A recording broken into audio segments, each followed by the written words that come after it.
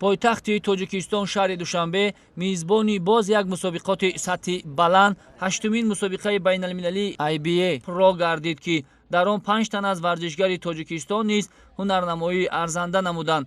باید گفت که در این مسابقات سطح بلند رئیس مجلس ملی مجلس عالی جمهوری تاجیکستان رئیس شهر دوشنبه محترم رستم امامعلی به حیث مهمان فخری اشتراک داشتند. همزمان در مسابقه بوکس کسبی تحت عنوان شامی بوکس پرزیدنت اسوسیاسیون بین المللی بوکس عمر کریملیوف رهبریت فدراسیون بوکس تاجیکستان و دیگر مهمانان اشتراک نمودند. مورد به ذکر است که تشکیل چنین مسابقه های سطح بلند گواهی آن است که حکومت جمهوری تاجیکستان و مقامات اجرایی حکومت دولتی شهر دوشنبه نسبت به ورزش و تشکیل چنین مسابقه های سطح بین المللی که معرفیگر تاجیکستان در عرصه بین المللی میشوند توجه به واسطه دارند و همیشه چنین اقدام های سطح بین المللی را دستگیری می نمایند. همین است که بار سیوم است تاجیکستان میزبان مسابقات بین المللی و خصوص شامی بوکسی کسبی می شود. شامی بوکسی کسبی را در دوشنبه رقابت دمیر موبایلی خانوف از تاجیکستان و گیورگی کپانادزه از گرجستان آغاز نمود.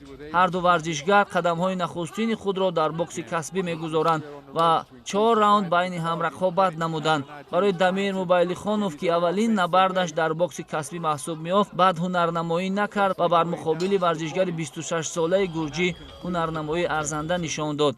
نهایتاً داوران این رقابت را مساوی اعلان نمودند. برای دمیر موبایلی خانوفی جوان که قامتی بلند دارد این نبرد بسیار هم مهم برای کسب تجربه بود و میتواند در آینده با نتیجه های بازم ارزنده نویل بشود.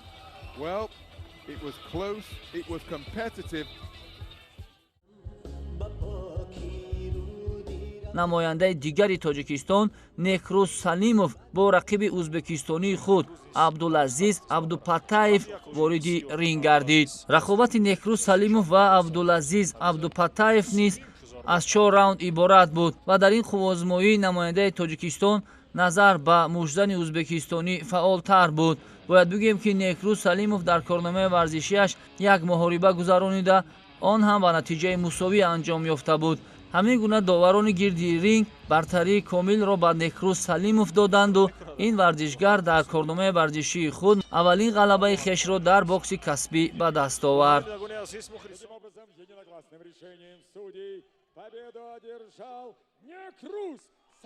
البته مبارکمون باشد. نکروز سلیموف پیروز می‌گردد.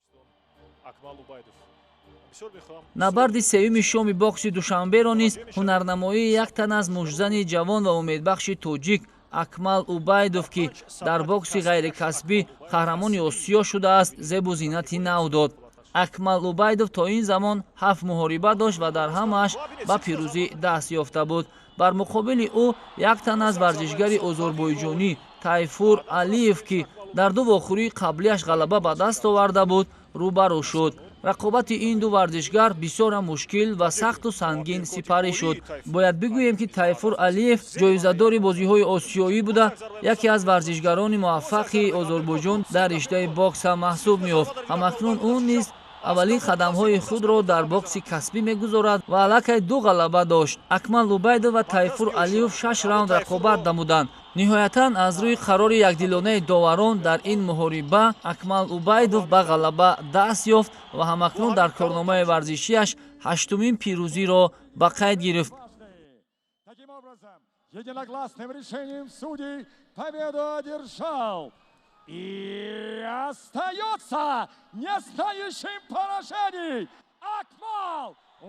اکمال اوبایдов асан ин шашумин рақобати касбияш аст ки Акмал Убайдов пирӯз гардид. یکی از رقابت‌های اساسی شامی بوکس در دوشنبه این نبرد دولت بولتایف از تاجیکستان و سلمان ادبایار از نیگریا محسوب می‌شد. هر دو ورزشگر در وزنین رقابت نمودند و برای به دست آوردن کمربند اینترنشنال IBO پرو مبارزه بردند.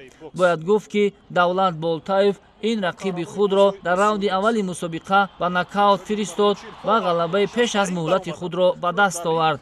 давлат болтаев бо зарбаҳои сахту сангини худ дар дақиқаҳои нахустини қуввозмоӣ Саламон Адебайёро маҷбур намуд ки аз по биафтад ва доварон ин муборизаро пеш аз муҳлат манъ карданд. ин набард барои давлат болтаев ҳаштумин рақобат дар бокси каспӣ дар корномаи варзишии худ соҳиби камарбанди интернасионал IBA Pro гашт ки онро ҳамакнун дар мусобиқаҳои оянда бояд ҳимоя кунад.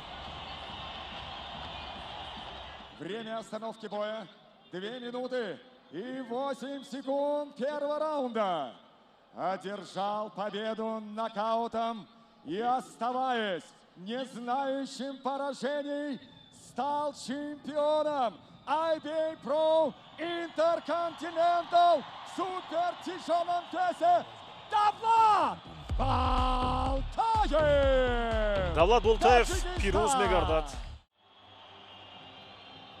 рақобати асосии шоми бокси душанбе ин дидори Баҳодур Усмонов ва Кристофер Муаффо аз Нигерия ба ҳисоб мерафт. Кристофер Муаффо низ дар корномаи варзишиаш бисёрам ғалабаҳои бузург дорад ва бар муқобили Баҳодур Усмонов низ арзанда ҳунарнамоӣ кард. рақобати Баҳодур Усмонов ва Кристофер Муаффо аз 10 раунд иборат буд ки ҳарду варзишгар муборизаи шадид бурда кӯшиш мекарданд ки зарбаҳои худро ба сар рӯи ҳамдигар бирасонанд ва имтиёзҳои заруриро ба даст биёранд. аз ибтидои нерӯсанҷӣ маълум буд ки ин рақобат пеш аз муҳлат хотима намеёбад, зеро аз лиҳози техникӣ ва ҳамзамон маҳорату ҳунар қариб ки ҳарду баробар рақобат мекарданд ва ниҳоятан Баҳодур Усмонов бо истифода аз тактикаи хуби интихоб намудааш зарбаҳои дақиқро дар муқобили Кристофер Муаффо гузаронид ва тавонист ки дар ин муборизаи бисёр ҳам мушкил ба пирӯзӣ даст биёбад.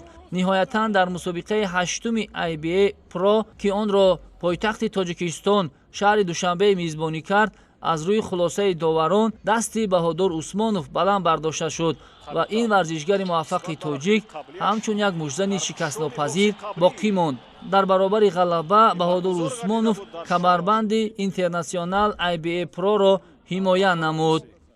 Единогласным решением судей одержал победу и остается